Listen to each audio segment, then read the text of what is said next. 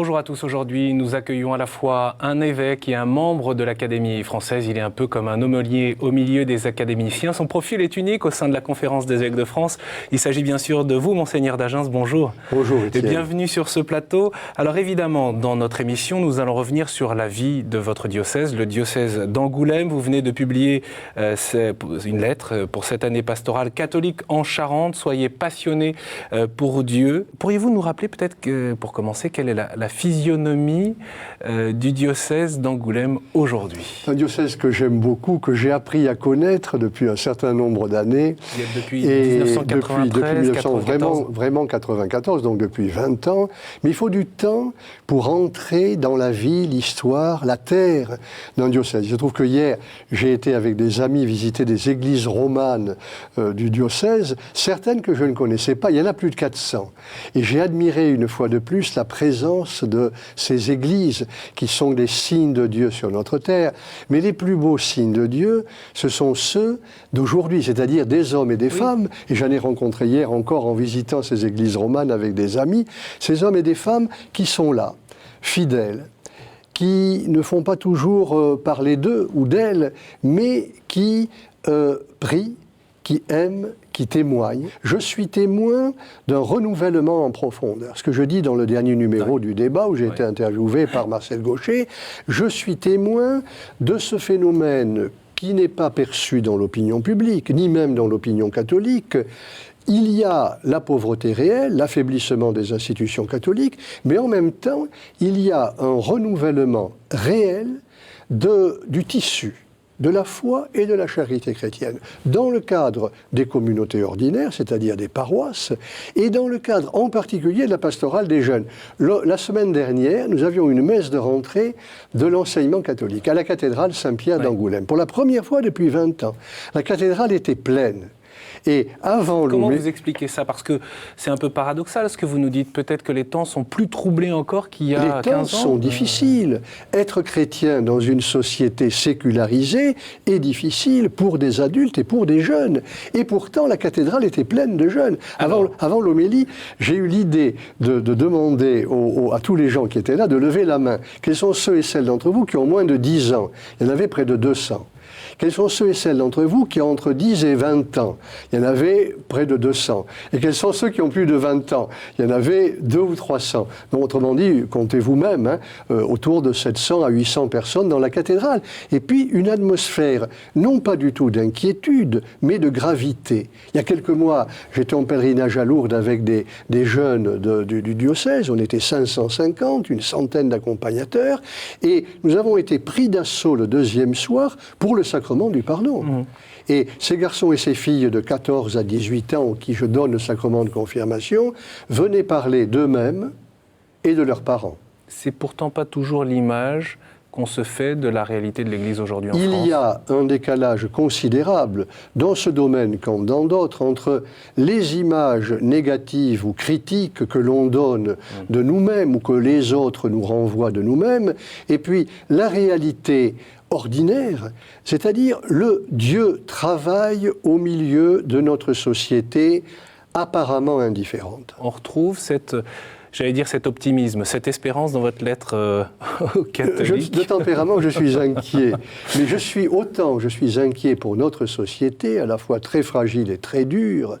Et dans le monde rural du département de la Charente, je sais, je peux le dire dès maintenant, et peut-être que quand l'émission passera, il y aura eu des signes publics d'inquiétude à cause de l'appauvrissement, de l'endettement, de l'isolement, on les voit tous les jours, notamment dans le monde rural. Le nouveau président de la Chambre d'agriculture me disait il y a quelques mois, le pire, c'est quand les gens ne veulent plus ouvrir leur courrier. Et pour cause. Donc, au milieu de cette société dure, fragile et inquiète, la foi chrétienne en Dieu opère des merveilles de métamorphose positive. Monseigneur, pourquoi vous débutez votre lettre à ces chrétiens de Charente par cette citation de Madeleine Delbrel? On sait que vous l'aimez, ça c'est pas une surprise. Madeleine Delbrel et le pape François. Madeleine Delbrel a vécu dans les années 50, à Ivry, banlieue rouge comme on le disait à l'époque. Communiste. Dur. La conquête du monde ne nous intéresse pas. Ce qui nous intéresse, c'est qu'un Dieu aimé par nous et qui aime chaque homme le premier, chaque homme puisse, comme nous, le rencontrer. c'est exactement la musique que chante le pape François, c'est-à-dire d'abord l'essentiel, qu'un Dieu qui nous aime et que nous découvrons puisse être rencontré par d'autres que nous, qui ne le connaissent pas, autant que possible à travers nous. Et elle s'adressait aux communistes. Et la conquête du monde eh bien, nous elle intéresse répliquait, pas. elle disait, elle voulait dire en 1950, vous les communistes, et l'époque de Maurice Thorez et de la suite, hein, et à Ivry, ville communiste, et qu'il est toujours, mais qui répare la maison de Madeleine Delbrel. Elle voulait dire, vous les communistes, la conquête du monde vous intéresse beaucoup. Nous, elle ne nous intéresse pas. Ce qui nous intéresse, c'est la rencontre de Dieu, la rencontre du Christ, la découverte de son amour. Le communisme, c'est fini. Madeleine Delbrel demeure, et je suis sûr que dans quelques années, elle sera proclamée bienheureuse, On sait que le probablement dans un canalisation stade est en d'Ivry, cours. parce qu'un stade sera Mais si grand Monseigneur, qu'il faut. c'est un message aussi un peu pour nos contemporains. Oui, bien On entendu. vous connaît par cœur. Étant donné la difficulté réelle de manifester notre identité chrétienne dans une société qui n'est plus chrétienne, on peut comprendre qu'un certain nombre de chrétiens, de catholiques, de familles catholiques veuillent manifester publiquement et de manière dure, de manière à la fois défensive et agressive, manifester leur identité catholique. Comme vous savez, je n'ai pas changé d'avis. Je suis contre la loi Taubira, qui est une façon déguisée de satisfaire des demandes individuelles qui ne font pas des valeurs communes. Mais j'étais aussi contre l'excès des manifestations. Ça vous a froissé, ça vous a mis en colère. On a créé une illusion politique. L'illusion qu'il suffisait de manifester nombreux sur la place publique pour reconquérir notre place dans la société française. Or, premièrement... En même temps, il y avait un message peut-être à nous donner. avons déjà notre place dans la société française. Voyez aux élections municipales, et je le sais dans mon diocèse, Il y a beaucoup que de d'hommes chrétiens. et de femmes, et surtout de femmes, que l'on a sollicité pour appartenir à des listes municipales de tous les partis, à cause, pas seulement parce que ce sont les catholiques qui vont à la messe, mais parce qu'ils ont une conscience sociale et qu'ils sont capables, ou qu'elles sont capables, de durer dans leurs responsabilités. Donc ce que vous nous dites, c'est que les chrétiens n'ont pas besoin de se manifester, ils sont déjà là au quotidien. Je crois que les rapports de force politique ne suffisent pas et que nous avons besoin de manifester que l'identité chrétienne ne passe pas seulement par des rapports de force politique, même s'ils peuvent exister, quelquefois qu'ils doivent exister. C'était la réalité de 2012, Notre au fond, identité, notre présence chrétienne passe par la manifestation de la bonté du Christ, de la miséricorde du Christ dans notre société. Voyez le pape François, avec l'invitation à sortez. Sortez, je préfère, dit-il, une église cabossée qu'une église qui se préserverait elle-même en s'enfermant à elle-même et en constituant, c'est moi qui le dis, des groupes de pression qui fonctionneraient comme des réseaux catholiques, en rêvant de reconquérir dans la société une place que nous avons eue, mais que nous n'avons plus, mais que nous devons, occuper d'une manière intelligente. L'adjectif catholique, vous le dites dans votre lettre, désigne une qualité, non pas une menace. Puisqu'on en parle, je vous propose, Monseigneur, de nous rendre à Cognac. Le Secours catholique y tient une boutique solidaire, l'occasion de comprendre aussi comment ces chrétiens, ils s'engagent dans la société au service des plus pauvres. On va aussi rencontrer d'ailleurs les instances de la mairie pour voir comment ils appréhendent ce rôle et cette action des chrétiens dans la ville. Très heureux.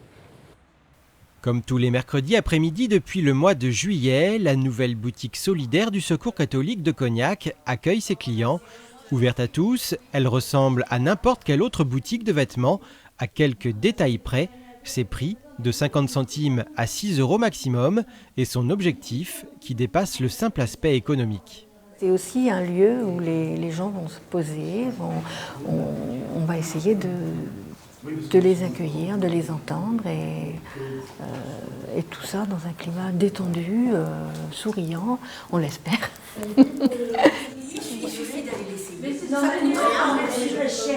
Comme Anne, 6 bénévoles se relaient chaque mercredi pour assurer l'accueil des personnes, mais aussi le tri et la mise en rayon des vêtements. Une formule qui marche. Depuis son ouverture il y a seulement quelques mois, la boutique solidaire compte déjà des habitués, comme Maria. Le monsieur qui est là, une fois j'étais en larmes, il m'a beaucoup aidé parce que j'ai parti en larmes, je suis partie en souriant. Et je l'avais toujours admiré, je ne l'ai jamais oublié. Ce qu'il nous faut, ce serait le sourire. Et puis voilà, comme ça, on serait certainement moins sauvage dans notre vie. Parce que moi, j'estime qu'il y en a beaucoup manque de contact humain. Clé du succès de cette initiative, la réponse à un réel besoin de la population locale. Pour le connaître, le Secours catholique travaille en partenariat avec les autres acteurs sociaux, mais écoute aussi ses bénéficiaires. Il envisage même d'intégrer des personnes aidées dans les instances de décision, localement, mais aussi au niveau national. C'est l'idée que on ne peut pas faire, on ne fait pas pour, on n'est pas situé au-dessus, on est situé à égalité et que la parole de toutes les personnes a son importance. À Cognac, la boutique solidaire est aussi bien reçue par la municipalité, s'intégrant totalement parmi les initiatives proposées dans la ville. Ici, tout le monde se connaît et on travaille tous main dans la main, ensemble, sur le même territoire et dans le même objectif. Que l'on soit une collectivité, une association, un institut ou ce que vous voulez d'autre.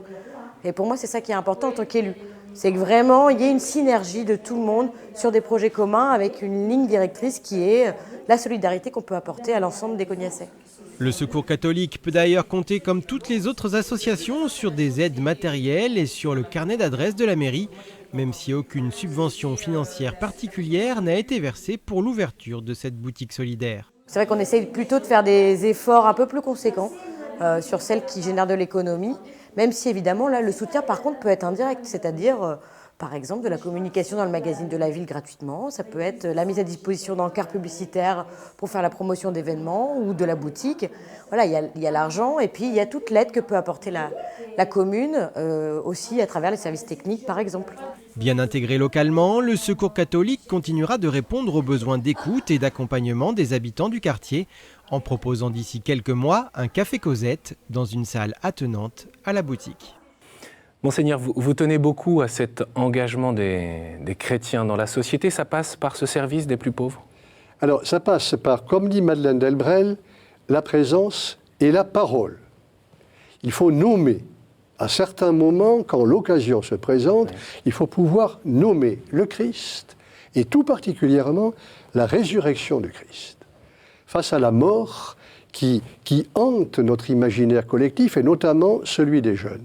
L'avenir de l'Église, il est là. Prière et fraternité. Fraternité chrétienne et prière. Je suis toujours heureux d'évoquer la fraternité trinitaire d'Angoulême, cette communauté avec un prêtre, 3 religieuses trinitaires, 6 laïcs, 3 femmes et 3 hommes. J'en vois la dernière fois que vous étiez sur ce plateau. J'en avais déjà parlé, mais ça continue. Oui. Et c'est-à-dire avec une présence continue, brillante et aimante. Avec le matin la Lectio Divina, la messe à midi 10, il y a de plus en plus de monde. L'après-midi, le sacrement du pardon et l'accueil, l'adoration de l'Eucharistie et la prière. Et lié à cette fraternité trinitaire, il y a depuis maintenant près de 2 ans, un groupe de paroles et d'échanges pour des personnes divorcées, remariés ou non remariés, et un groupe de cheminement pour des personnes homosexuelles, des parents d'homosexuels qui viennent pas seulement de la Charente, et aussi des personnes homosexuelles qui sont là pour pouvoir parler les unes avec les autres, des hommes et des femmes, et pour en même temps plonger dans la parole de Dieu. Nous ne modifions pas la morale de l'Église, mais nous participons à cette pastorale du cheminement que nous avons besoin d'apprendre de manière beaucoup plus large et ordinaire. Qu'est-ce qu'il faut apprendre pour vous? Qu'est-ce qu'on doit apprendre aujourd'hui? Surtout ceci, qui vaut pour la préparation au baptême, au mariage et pour les rencontres ordinaires, que les autres, ceux qui ne partagent pas notre foi ou qui n'ont pas les mots de la foi chrétienne, les autres ne sont pas des clients. Nous ne sommes pas les marchands des sacrements de l'Église. Les autres sont comme des signes de Dieu pour nous, portant des attentes de confiance, de pardon, d'attention, de respect. Les autres deviennent pour nous des signes à travers lesquels Dieu nous appelle à être plus radicalement chrétiens. C'est-à-dire croyant en sa présence et en son action. On se rappelle de votre lettre proposition de la foi dans la société actuelle. Au fond, cette réflexion, elle a mûri aujourd'hui, parce qu'on sent que vous nous dites que c'est plus que la proposition aujourd'hui. Oui, je compléterai aujourd'hui, la société dans laquelle nous sommes est certainement devenue beaucoup plus dure et fragile et incertaine qu'il y a une vingtaine d'années. L'avenir est incertain pour des jeunes et des adultes, et pour des entrepreneurs ou pour des gens en responsabilité. Et donc, c'est dans cette société dure que nous avons à manifester la bonté et la douceur de Dieu, ou comme le dit le pape François, à pratiquer la révolution de la tendresse. Et il le dit dans Evangelii Gaudium, il y a un passage, je crois que c'est le numéro 87, même si j'en suis pas absolument sûr, savoir pratiquer, dit-il, la mystique quotidienne du vivre ensemble, se rencontrer, se prendre dans les bras, se réconcilier avec la chair des autres. Quel programme! La révolution de la bonté et de la tendresse. Facile à dire et quelquefois très difficile à pratiquer. Alors, il faut nous expliquer, Monseigneur, pour quelles raisons, face à ces enjeux, face à ce défi d'évangélisation et de la rencontre, aussi du témoignage de la miséricorde, vous souhaitez déployer des efforts dans la création d'un centre culturel à l'abbaye Saint-Étienne de Bassac. Mais avant de vous entendre, je vous propose de retrouver tout de suite David Richard. Il est responsable diocésain pour les bâtiments du culte, mais surtout délégué épiscopal pour l'abbaye de Bassac. Vincent Royer l'a retrouvé sur place.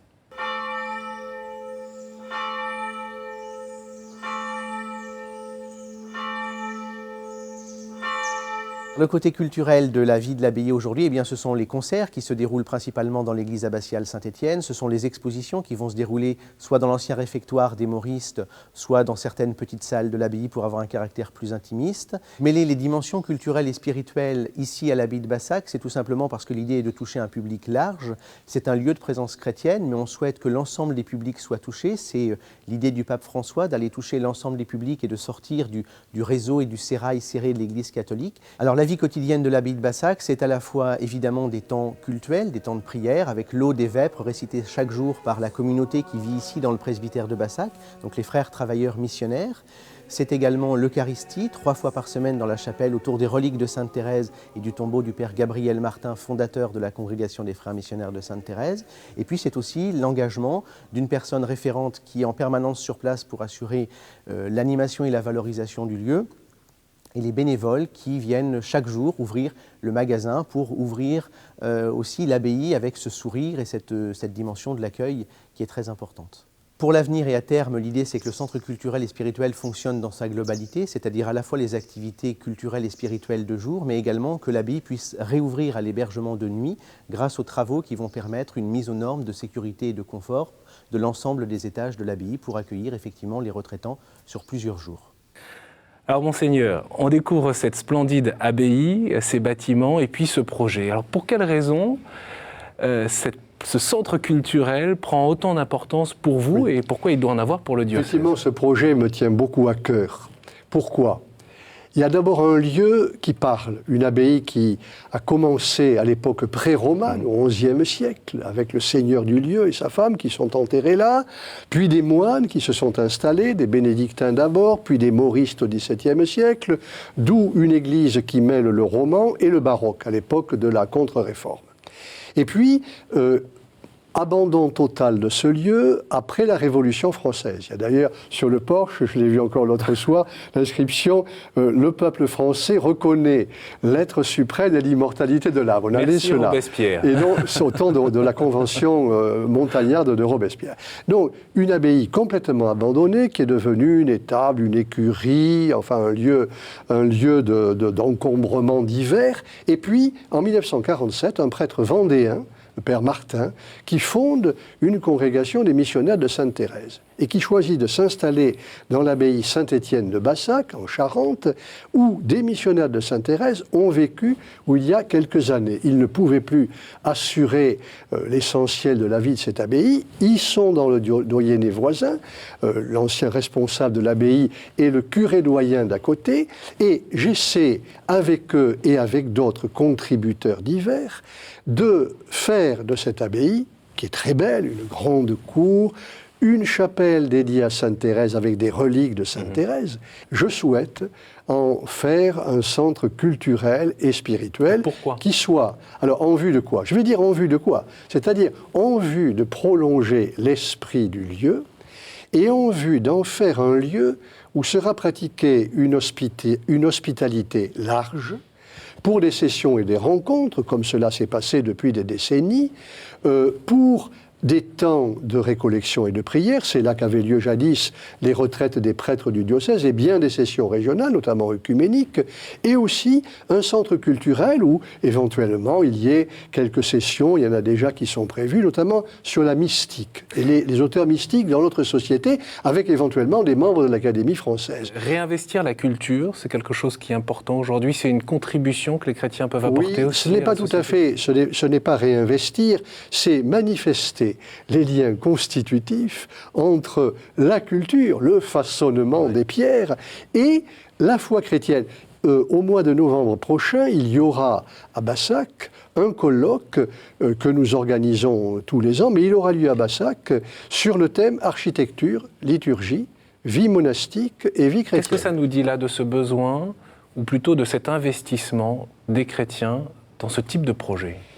Il est clair que le monde des artistes, qu'ils soient croyants ou non, n'est presque jamais indifférent à ce qu'on appelle la transcendance. C'est-à-dire, pas la transcendance qui tomberait d'en haut et qui nous écraserait, mais la transcendance, au contraire, qui est ouverte à partir du terrain de notre humanité commune. Je recommande les œuvres de mon ami, le philosophe Emmanuel Falck, qui est doyen de la faculté de philosophie de l'Institut catholique de Paris, et grâce à qui, les noces de l'agneau, le pasteur de Gethsémani, j'ai davantage compris, avec d'autres, que nous pouvons nous situer sur le terrain de notre humanité commune par rapport à la naissance, à l'angoisse, à la mort, à la renaissance, à la résurrection, à nos pulsions et à nos passions, à tout ce qui constitue notre humanité réelle et parfois chaotique, parce que le Christ vient tout assumer de cette humanité commune. Et le monde de l'art assume à la fois ce qui est chaotique et ce qui est traversé de lumière. Et quelquefois, la lumière passe à travers les chaos de nos existences et de notre humanité. Monseigneur, vous parliez de toute cette patte humaine. Oui.